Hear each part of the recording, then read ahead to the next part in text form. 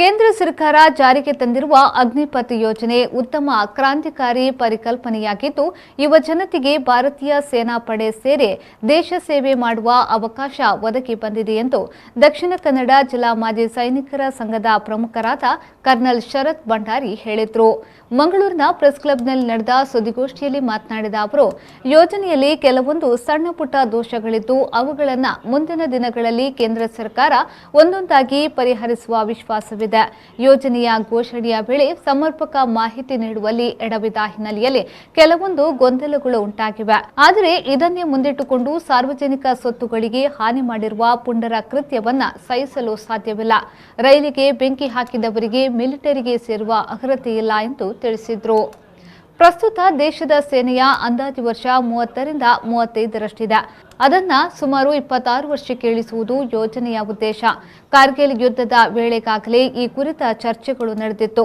ಈಗ ಅದನ್ನು ಜಾರಿಗೆ ತರಲಾಗುತ್ತಿದೆ. ಸೇನೆಯಿಂದ ಹೊರಬಂದು ದೇಶದ್ರೋಹದ ಚಟುವಟಿಕೆಯಲ್ಲಿ ತೊಡಗಿಸಿಕೊಳ್ಳುತ್ತಾರೆ ಎನ್ನುವ ಹೇಳಿಕೆಗಳು ಬಾಲಿಶ. ಪಿಂಚಣಿ ಹಣವನ್ನು ಉಳಿಸಲು ಯೋಜನೆ ಜಾರಿಗೆ ತರಲಾಗಿದೆ ಎನ್ನುವುದು ಒಪ್ಪತಕ್ಕದ್ದಲ್ಲ ಎಂದರು. ಈ ಹೊಸ ಸಿಸ್ಟಮ್ ಅಗ್ನಿಪಥ್ ಬರುವುದಕ್ಕೆ ಯಾರು ಗೊಂದಲ ಪಡುವ ಅವಶ್ಯಕತೆ ಇಲ್ಲ. ಯುವ ಜನತೆಗೆ ಒಂದು ಒಳ್ಳೆಯ ಅವಕಾಶ, ತುಂಬ ಯುವಕರಿಗೆ ಒಂದು ಒಳ್ಳೆಯ ಅವಕಾಶ. ಭಾರತೀಯ ಸೇನಾ ಪಡೆಗಳಲ್ಲಿ ಸೇರಿ ದೇಶ ಸೇವೆ ಮಾಡುವ ಅವಕಾಶ ಉಂಟು. ಎಲ್ಲ ಯುವ ಜನತೆಗೆ ನಿರಾಶೆ ಆಗುವ ಅವಶ್ಯಕತೆ ಇಲ್ಲ. 0.67 ಕೋಟಿ one Agniveer will cost 11.67 crores. So ಆದ ಕಾರಣ ಅಲ್ಲಿ ಹಣ ಉಂಟು. ಎಷ್ಟು ಸಾವಿರಗಟ್ಟಲಿದ್ದಾರೆ ಅಂತ ಜನರು, ಆದ ಕಾರಣ ಅಲ್ಲಿ ಖರ್ಚು ಉಂಟು. ಎರಡನೇದು, ಪ್ರತಿ ವರ್ಷ ಈಗ ಮುಂದಕ್ಕಲ್ಲ, ಈಗಿನ ನಾನು ಹೇಳ್ತದ್ದು, ಪ್ರತಿ ವರ್ಷ ಸರಿಸುಮಾರು 65,000 ಯೋಧರು ನಿವೃತ್ತಿ ಪಡಿತಾ ಇದ್ದಾರೆ. This is in addition to last year 17,600 ಜನರು ಸ್ವಯಂ ನಿವೃತ್ತಿ ಪಡೆದಿದ್ದಾರೆ. ಅಂದ್ರೆ ಪ್ರಿಮೇಚರ್ ರಿಟೈರ್ಮೆಂಟ್ ಹೇಳೋದು, full pensionable service retirement, premature ಬೇಗನೆ ಬರುವುದು. ಸ್ವಯಂ ನಿವೃತ್ತಿ ಪಡೆದು 17,600 ಜನರು ಹೊರಗೆ ಬಂದಿದೆ ಹೋದ ವರ್ಷ. ಸೊ ಸರ್ಕಾರಕ್ಕೆ ಈಗಲೇ ಪೆನ್ಷನ್ ಹೊರೆ ಉಂಟು, ಏನು ವಿಶೇಷತೆ ಏನಿಲ್ಲ. ಈ 4 ಅವರಿಗಾಗಿ ಒಂದು ದುಡ್ಡಿಗಾಗಿ ಇದು ಯೋಜನೆ ಮಾಡಿದ್ದಂತ ಹೇಳಿ ಒಂದು ಪ್ರಚಾರದಲ್ಲಿ ಉಂಟು ಒಂದು ಹೇಳಿಕೆ. ಅದು ಹೇಳಿಕೆ ಎಷ್ಟು ಸಮಂಜಸವಾದ ಸರಿಯಲ್ಲ. ಅದು ಸರ್ಕಾರದ ಹತ್ರ ಹಣಕ್ಕಾಗಿ ಇದು ಮಾಡಿದ್ದಲ್ಲ. ಅದರಲ್ಲಿ ಒಂದು ವೇಳೆ ಏನಾದರೂ ಉಳಿದ್ರೆ ಹಣ, ಇಟ್ಸ್ ಇದರ ಬೈ ಪ್ರಾಡಕ್ಟ್, ಅದು ಸೇವಿಂಗ್ ಆಗ್ತದೆ ಅಷ್ಟೇ. ಸೊ ಆದ ಕಾರಣ ಈ ಒಂದು ಪರಿಕಲ್ಪನೆ, ಈ ಯೋಜನೆ ಇದೊಂದು ಕ್ರಾಂತಿಕಾರಿ ಯೋಜನೆ.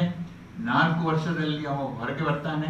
25 ಇನ್ನೊಂದು ವಿಷಯ ಇಲ್ಲಿ ಅದೇನಂತ ಹೇಳಿದ್ರೆ, ಜನರು ಹೇಳ್ತಾ ಇರೋದು ಈ 25% ಪುನಃ ರಿಟರ್ನ್ ಮಾಡಿಕೊಳ್ತಾರೆ, 75% ಮನೆ ಕಳಿಸ್ತಾರೆ. ಸೊ ಈ 25 ಉಳಿದವ ಇದ್ದಾನಲ್ಲ, ಈ ಉಳಿದವ 25 ಇದ್ದಾನೆ, 70 ಮನೆಗೆ ಹೋಗ್ತಾರೆ. ಸೊ ಇವ ಹೊಸ ಸೋಲ್ಜರ್, 4 ವರ್ಷ ಸರ್ವಿಸ್, 5 ವರ್ಷ ಇದ್ದವ 25% ನಲ್ಲಿದ್ದಾರೆ. ಸ್ವಲ್ಪ ಸಮಯದ ನಂತರ ಇವರೇ 100% ಆದರೆ ಯುದ್ಧದಲ್ಲಿ ಹೋಗೋದು ಯಾರು?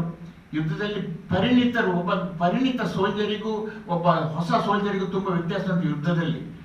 ನಿಮಗೆ ಅಂದಾಜು ಇರಲಿಕ್ಕೆಲ್ಲ, ಒಂದು ಯುದ್ಧದಲ್ಲಿ ಹೋಗುವಾಗ ಒಬ್ಬ 10 ವರ್ಷದ ಸೋಲ್ಜರು ಮತ್ತೆ ಒಂದು 3 ವರ್ಷ 4 ವರ್ಷದ ಸೋಲ್ಜರು ಹೋಗುವಾಗ ತುಂಬ ವ್ಯತ್ಯಾಸ ಉಂಟು. ಆದ ಕಾರಣ ಈಗಾಗಲೇ ಒಂದು ಸ್ಟಡಿ, ಒಂದು ಇದ್ರ ಬಗ್ಗೆ ಅಧ್ಯಯನ ಮಾಡ್ತಾ ಇದ್ದಾರೆ. ಅದೇನಂತ ಹೇಳಿದ್ರೆ, ಮುಂದಕ್ಕೆ ಈ ರೇಷಿಯೋ ಉಂಟಲ್ಲ, ದಾಮಾಶಯ between this new recruits and old soldiers, ಇದು. ಸುದ್ದಿಗೋಷ್ಠಿಯಲ್ಲಿ ಸಂಘದ ಕಾರ್ಯದರ್ಶಿ ಕ್ಯಾಪ್ಟನ್ ದೀಪಕ್ ಕಡ್ಯಂತಾಯ, ಮಾಜಿ ಅಧ್ಯಕ್ಷ ವಿಕ್ರಮ್ ದತ್ತ, ಸದಸ್ಯ ಕೆ ಜಯಚಂದ್ರನ್ ಉಪಸ್ಥಿತರಿದ್ದರು.